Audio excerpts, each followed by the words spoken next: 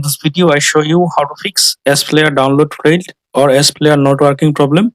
For fixing this problem, first of all, check that your SPlayer app is up to date or not. For checking this, go to Play Store, search SPlayer. Now up to date your SPlayer app. If available any update version, then go to Settings, then go to Apps, then go to See All Apps. Now search SPlayer. Click on SPlayer. Click on Forces to click on OK. Now click on Storage and Cache. Clear the storage. Then delete. Now open SPlayer app.